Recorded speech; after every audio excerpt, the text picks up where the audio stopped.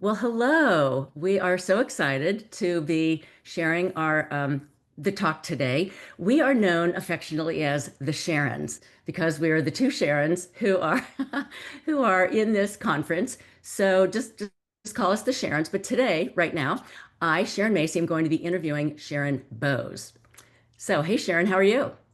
I am awesome. I'm looking forward to this so much.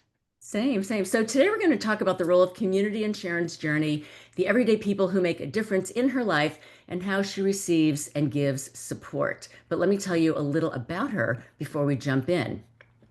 She is an accomplished photographer and a business professional with a brilliant 30 plus year career in corporate workplaces. She is renowned for helping team members shine their lights and co-create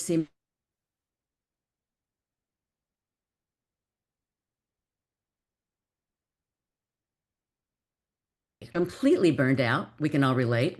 Sharon sought solace and healing in the arms of Mother Nature. It was here, amidst the serene beauty of the Canadian Rocky Mountains, that she reinvented her life and identity. Sharon just doesn't talk about the change. She illuminates the path to purpose, showing her clients how to break free from survival mode and step into their flow. She offers something deeper than strategies. She brings energy, vision, and empowerment wrapped in a journey that feels personal, real, and attainable, kind of like a warm hug from Mother Nature. Her clients are eager for her magic because she awakens something within each of them, the spark of possibility, the courage to choose differently, and the belief that their life can be more. Sharon's present isn't just inspiring, it's catalytic. Am I saying that right? Absolutely. Yep. Catalytic. She makes her clients see what they didn't see was possible for themselves, and she gives them the tools to go after it. She just helps make it work. And I think that's brilliant. Sharon, welcome to the Empowered Women Summit, or the Everyday Yay. Women Thank you Summit, so the much. Everyday and the Empowered Women Summit. Of course. Okay, you ready to jump in? Absolutely. We have so many questions. Okay, the first question we're going to talk about is our circle. And we all have circles. And when you think about your community, your family, your friends, your coworkers, your mentors, who are your different circles and what makes them so important to you? Yeah, it was a tough question when I first saw that this would be the one that we would talk about, and I had to think about it. I had to think about who are my circles, and not that I've specifically identified them in the past, but I definitely have them. So, but now being able to recognize them with this question is really, really cool. So I have lifelong friends, and the importance to me of those lifelong friends are treasured soul connections through anything that happens in life's journey. And they are such a gift and a treasure to have. Mhm. I also have mentees and teams who I help coach and develop, and it allows me to exercise and deepen my heart-centric leadership skills with them. And they teach me every single day something new about my leadership and where I want to go with that. I have coworkers where we share journeys of achievement together. The importance of that is to feel like I'm actually doing something of importance, which is really cool. I have layoff crews. I've been laid off 8 times in my career, and Mm. I have I've been crews laid of off too. people. You're not alone. Yeah. I know, right? And more to come apparently in the near future. And the importance is that we have shared memories and we have bonds of the shared experiences from the previous work environment. I have mentors and co-creators. This is the groups that I love to dance on the edge of brilliance with, and they help to inspire me and influence the direction of what I'm creating and where I'm moving through in life. I've got family groups with shared connections and familiar history of growing up. I have partners who share support and heart and soul purpose. And I've got fellow learners who we learn from each other and on our different pathways together. It's so exciting. Very, very, you said a phrase that I thought was brilliant, dancing on the edge of brilliance. Is that what you said? Yep. I love that. And given that I'm also a dancer, thank you for that. Dancing on the edge of brilliance. That's fabulous. That's really fabulous. Okay, we're going to move on to question two. Let's talk about being supportive, being Uh, supported. And, it's interesting. As women, we are often great at supporting others, but maybe not so great at letting others support us. And I think for all of us in this journey, that is a learned experience, right? To say, I need help and I could use the support. How have you learned to allow support, and what difference has that made in your life? And can you imagine the last few years without some of those key supporters? this is such a critical question. I didn't allow people in. I was determined to do it all myself. I was the independent soul, and I would help everybody else, and nobody was there to help me, but nobody was there to help me. And I really needed the help along the way. And so I had to ask for help. I had to allow in order to get the support that I needed, number Right. one, but also to really um, connect with the people that I really love, and to have joy and love in my life was the only pathway to that, is to allow deeply, allow people in and get out of my own way. Mm. And part of that journey and that intimacy was one of the key components. But the other key components was being receptive to receiving the joy, the gifts that others were giving me, that the support that they were providing for me. I would reject it. And you try and give somebody a gift, and if they reject it, how do you feel? Well, this is what I was doing with everybody. Oh, so And they were not responding. You were giving them support, but they were not responding. They were not no, they reciprocating. they were trying to give me gifts. Oh, the gifts of support, and you were not allowing that to happen. Right. Interesting. Okay, got it.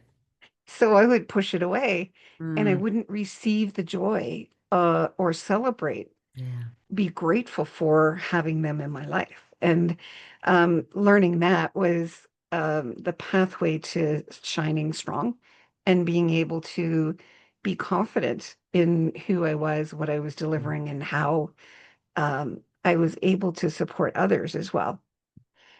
So I need to trust in myself, and I needed to trust in others, and understand that others all have brilliance that make their different choices in life shine so bright.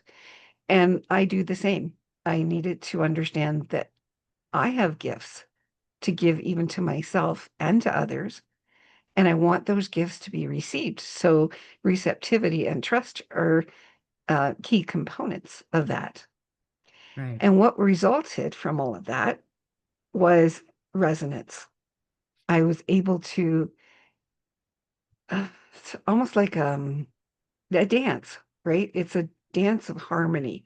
You get this soul flow of energy, and that's resonance. Resonance is when you can feel the person in front of you, and you can feel what's coming. You can feel and have that intuition unleashed, and attract the law of attraction, the synchronicity, and just the seamless way of living that seems to occur when you are in resonance, and unmasking that sabotage agent in your life by allowing in deeply and getting out of your own way.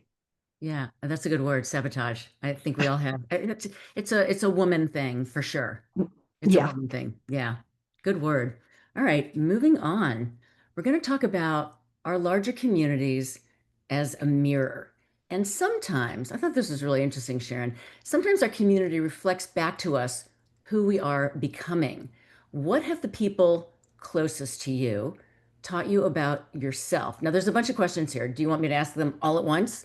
And and we can just dialogue that way, or one at a time? I think intersperse them when I get off track. Okay, This one, So let's start with what have the people closest to you taught you about yourself? Yeah, how to be authentic. Hmm, I didn't realize I wasn't. I didn't realize I had so many protections and barriers put up in front of me that I would never show up authentically. And interesting. one of my friends called me out on it and said, "You're just not authentic at all." So, How did that make you feel? that was like a big aha moment for me, but it was a hit to my soul. I'm like, what do you Mhm. mean I'm not authentic? I totally am. This is me. And maybe she's not seeing me as me. And then I realized that I was the one blocking that, Interesting. Okay. Okay, isn't and it? are you surprised by who knows who knows you best, or what version of you comes out within the different communities that you're involved with? Absolutely. And I was once on a course, and I just had a basic assumption Mhm. that everybody I interacted with could trust me. And in the course, it was a course on partnership that I learned so much about. It was, the question was, are you trustworthy? And how do you show up as being trustworthy? And I Right. didn't realize that I wasn't being trustworthy in the eyes of several others that um, I was surprised knew that I wasn't being my full authentic self and that they weren't able to trust me. And so learning those partnership skills was a key element of my pathway to success here. That's so interesting about that you assume that you're like, oh, well, of course I know people can trust me, but you have to realize you have to earn that trust from other people in your lives. Yeah, that's a really Yeah. nice point. Okay, and what are you learning about yourself within your different circles? Let's dive deep into, yeah, who we So are. What are we much, learning? So much, right? Yeah. so much is integrity. It's Uh, the possession of my soul and those mm, sweet um movements that I make have to be done in integrity and making sure that I continue to remain in integrity, not just to myself, but to others around me, and to make sure that they know that they're loved, that they're supported, that I have resilience and I can teach resilience, and there's synchronicity and honor, teaching and learning honor has all come from learning the strength of being feminine, the femininity aspects and elements of my life, and how powerful women are, how powerful the yeah. feminine structures are, is has been a huge insight and learning for myself from these different circles. I think that was a wonderful answer. And I will chime in and agree with you on just and I agree with this, the awesomeness of being a woman and the community that we have together. It is so, so strong and it is so important. Okay, so now that we are talking about the community, let's talk about reciprocity. You give so much to your family, your work, your dreams. How do you also show up for your community? And what does giving back look like for you in your everyday ways?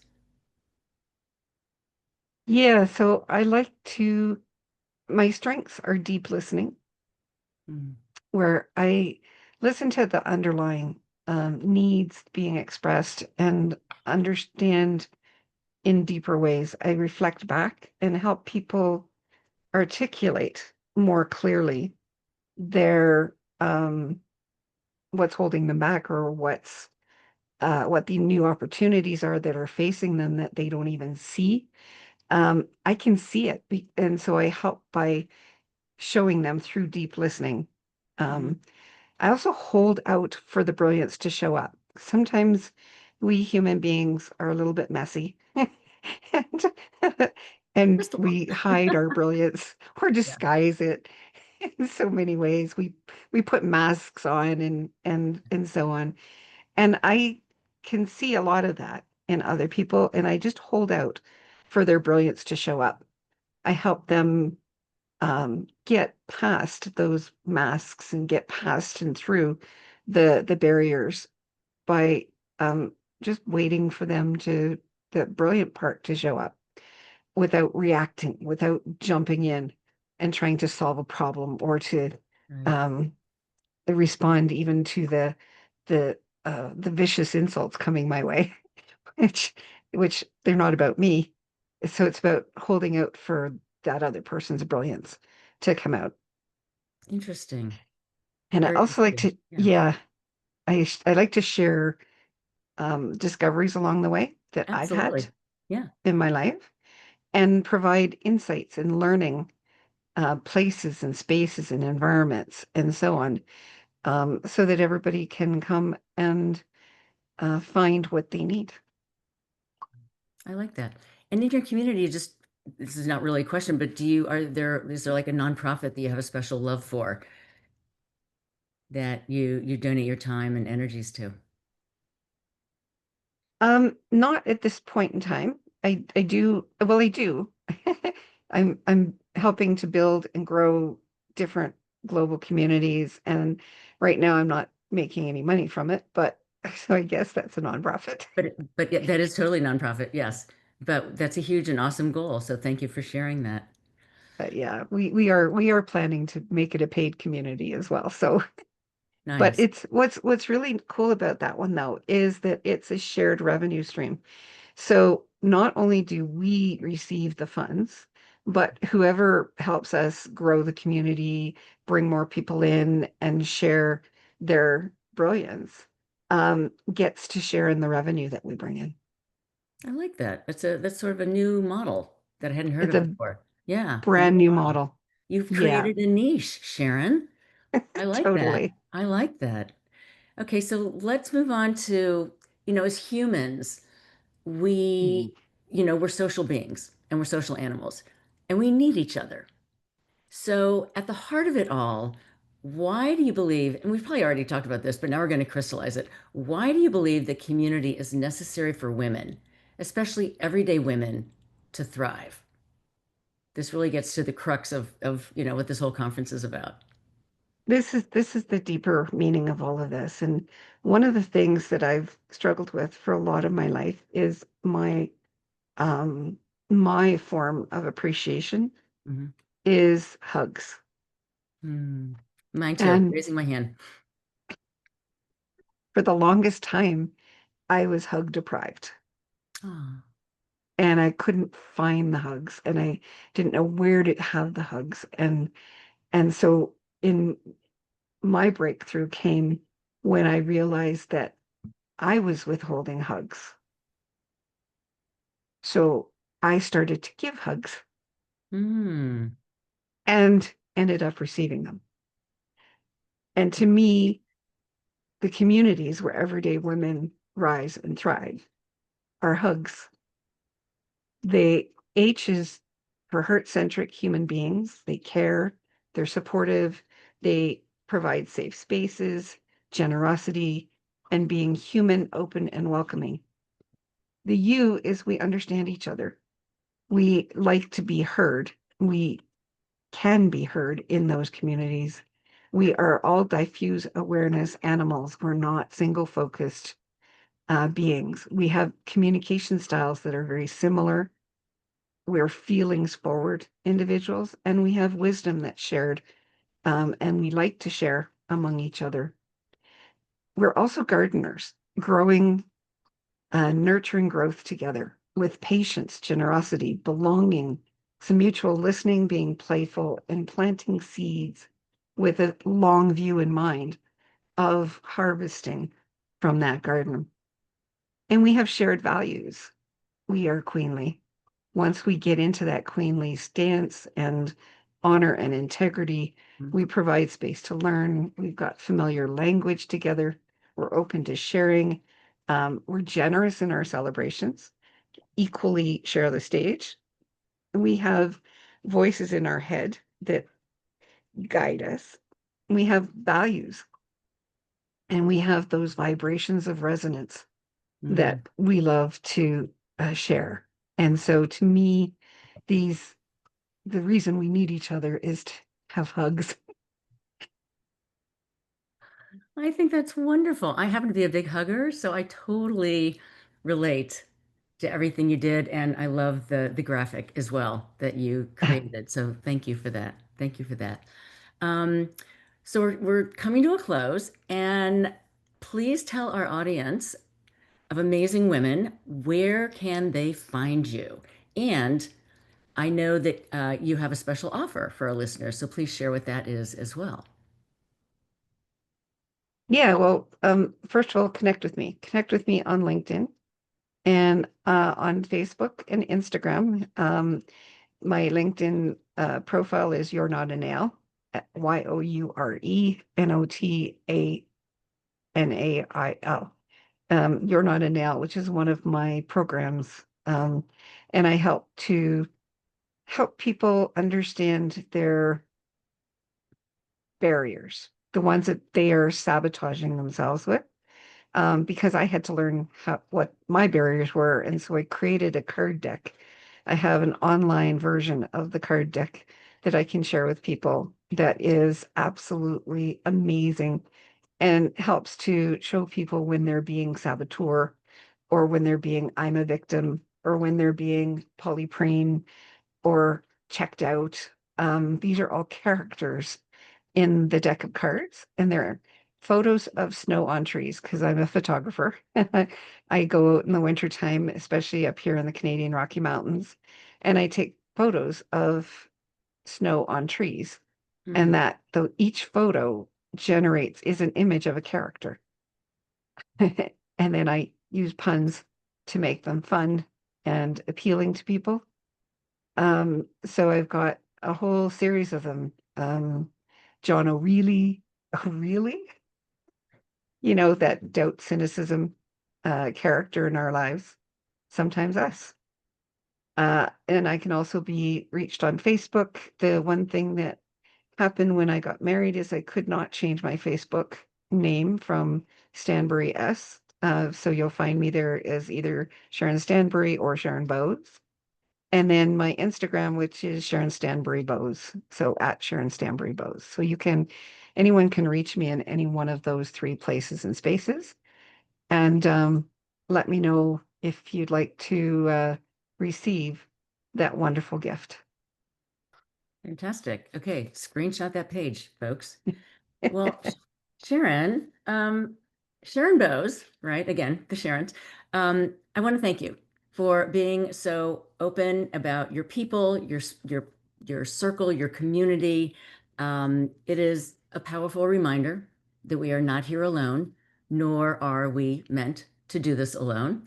And every everyday woman is held up, seen, and made stronger by the ordinary and yet extraordinary people surrounding her. So, for every woman listening, may you take this as an invitation to look at your own circle with gratitude and to ask yourself, how can I let myself be a little more supported? How can I support others in small, everyday ways? Because I think we talked about that is so, so important. Because at the end of the day, community is where our strength multiplies. And together, ladies, we are unstoppable. So, Sharon, thank you so much for your time and energies today. And Awesome. appreciate you. Thank you so much. You're very welcome. I appreciate having the opportunity. So thank you too.